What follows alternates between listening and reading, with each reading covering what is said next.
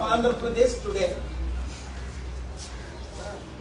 6 people, devotees, are dead in the last 24 hours. While he was busy in political rally organized by himself, Pawan Kalyan, and Prime Minister. This is not the first time or second time or third time. Let me remind the people of North. In 2019, during Puskaralu, he made a stunt. He went with the equipment and he caused 23 deaths and many injuries. Directly, Chandrababu Naidu was responsible. Did he learn anything? No. Again, he conducted another political rally in Kandukur, where in a small corner illegally they obtained permission, brought thousands of people. Immediately there itself, 8 people were dead on December 29, 2022. Again within 3 days, same similar rally at Guntur. Within 3 days, I don't understand how the police gave permission. I went there. Again 3 people were dead. Then again illegally they conducted a rally where Tarak Ratna, heartbreaking story this is, in July 2023, died in a miserable way and they tried to cover up. List goes on, and yesterday and day before yesterday, when 6 people died. Why 6 people died at Tirupati temple? It is a clear evidence. It is the pure negligence of Chandrababu Naidu as a chief minister. Number 1, they were busy conducting political rally, bussing thousands of police to Visakhapatnam. And what they were doing, praising each other, forgotten all the promises they have given to the people of Andhra Pradesh. Unemployment skyrocketing, debt 13 lakh crore, farmers committing suicide, women committing suicide. More important is steel plant being sold. Chandrababu Naidu, Pawan Kalyan, Narendra Modi 2014 gave a promise, special status for Andhra Pradesh. They have forgotten that, which is beneficial to 6 crore people.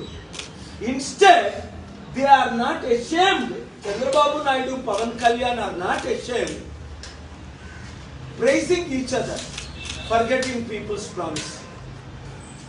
Wherever Chandrababu Naidu, death is following. Does he need to be a politician at age 75? Narendra Modi ji on September 17th is planning to resign because that's what RSS is calling for, BJP is calling for.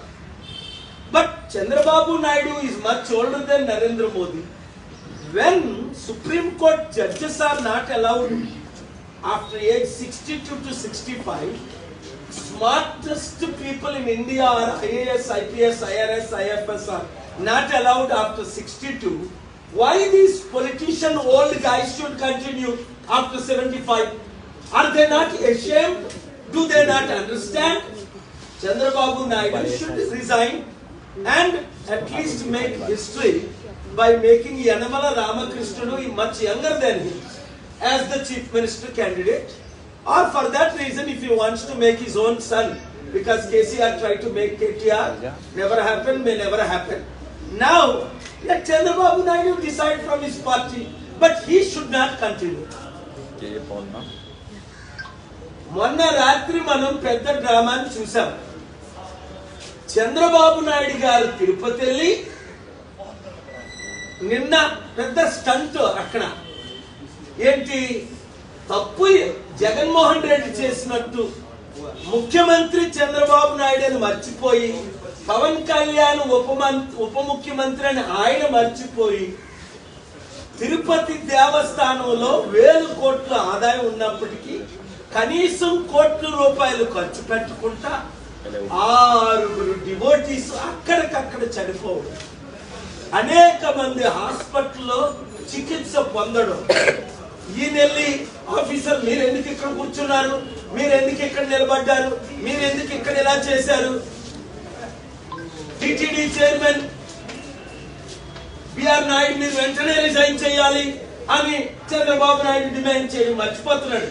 అసలు BR Naidu పెట్టిందే ఆయన best friend ఈయన, TDP leader. నేను ముందే చెప్పాను, supreme కోర్టులో నేను అక్టోబర్లో ఫైల్ చేసినప్పుడు, ఏపీ హైకోర్టులో ఫైల్ చేసినప్పుడు తిరుపతి దేవస్థానం 4 లక్షల కోట్లు ఆస్తి. తిరుపతి దేవస్థానం ప్రపంచంలో వాటికన్ తర్వాత 1000 కోట్లు ఆదాయం వచ్చే హోలీ టెంపుల్ గా కోట్ల మంది విజిట్ చేస్తున్నారు. వీళ్ళు 1000 కోట్లు ఆదాయం వచ్చినప్పటికీ డివోటీస్ నే కాపాడటం లేదు. కనుక తక్షణమే చంద్రబాబు నాయుడు గారు రాజీనామా చేయాలి. ఎందుకు చేయాలి? ఇది మొదటిసారి తప్పైతే క్షమిస్తాం, రెండోసారి తప్పైతే క్షమిస్తాం, మూడోసారి తప్పైనా క్షమిస్తాం. ఇది ఎప్పుడూ జరుగుతున్న డ్రామాలే కదా. 2019లో పుష్కరాలు మనం చూడలేదా? చంద్రబాబు నాయుడు గారి ఎక్విప్మెంట్ తీసుకెళ్లి పెద్ద మూవీ యాక్టర్ లాగా ఆయన డ్రామా ఆడడం, తద్వారా 23 మంది అక్కడికక్కడే చనిపోవడం. పుష్కరాల్లో జనాలు చనిపోతారా? పోనీ ఆ తర్వాత వచ్చిందా బుద్ధి? కందుకూరులో మరలా మీటింగ్ పెట్టి అక్కడికక్కడ 8 మంది చిన్న సందులో నేను వెళ్ళాను, అక్కడ చూసి ఆశ్చర్యపోయాను. చిన్న సందులో 1000 మందితో మీటింగ్, అక్కడికక్కడ 8 మంది చనిపోయారు, అనేక మంది చికిత్స. డిసెంబర్ 29, 2022లో వెంటనే జనవరి 2 మరలా గుంటూరులో సందుల్లో మీటింగ్లు పెట్టారు. అక్కడ ఫుడ్ డిస్ట్రిబ్యూషన్ చేయడం రాక అక్కడికక్కడ 3 చనిపోయారు, అనేక మంది హాస్పిటల్. ఆ తర్వాత పోని ఈ పాదయాత్ర అనే పేరుతో తారక రత్న ప్రాణాన్ని తీసేశారు, యంగ్ లైఫ్ ని చంపేశారు. ఆ తర్వాతైనా బుద్ధి వచ్చిందా? ఇప్పుడు మరలా కొత్త స్టంట్. తిరుపతి దేవస్థానం 4 లక్షల కోట్లు విలువైన ఆస్తులు దోచుకోవడానికే వీళ్ళందరూ గజ దొంగలు తయారయ్యారు. 1000 కోట్లు వచ్చినప్పుడు 1 కోటి రూపాయలు ఖర్చు పెడితే సెక్యూరిటీ వస్తుంది కదా. 1 కోటి రూపాయలు 1000 కోట్లు ఏం చేస్తున్నారు మీరు? అందుకనే ఈ సుప్రీం కోర్టు గవాయి జస్టిస్ కి టైం వినడానికి ఆ రోజు నిద్రపోతున్నట్టు ఉంది. అరే తిరుపతి దేవస్థానం బాలాజీ టెంపుల్ ఎందుకు ప్రత్యేక టెరిటరీ చేయాలి? 744 మంది ఉన్న వాటికన్ సిటీలో ఒక ప్రత్యేక దేశం చేసినప్పుడు 60 సంవత్సరాలుగా ఈ గొడవలు జరుగుతున్నాయే. లడ్డూ పేరుతో ఎంత డ్రామా ఆడాడు పవన్ కళ్యాణ్. ఈ రోజు వరకు ఆయన ప్రాసిక్యూట్ చేశారా? ఈ రోజు వరకు ఆయన ఇన్వెస్టిగేట్ చేశారా? లేనిపోయిన కల్పించి ప్రాణహాని చేయడానికి పూనుకున్న ఈ రాజకీయ నాయకులు ఈ రోజు రెస్పాన్సిబిలిటీ తీసుకోద్దా? చంద్రబాబు నాయుడు, పవన్ కళ్యాణ్ చిత్తశుద్ధి ఉంటే రాజీనామా చేయొద్దా వాళ్ళు?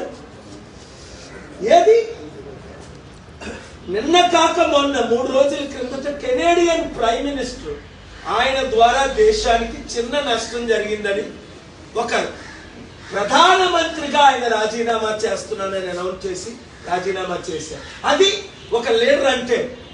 రైల్వే మినిస్టర్లు మన దేశంలో రాజీనామా చేయలేదా? లా మినిస్టర్లు రాజీనామా చేయలేదా? అలాంటిది 75 సంవత్సరాలు వయసు వచ్చిన చంద్రబాబు నాయుడు బుర్ర పనిచేయట్లేదు.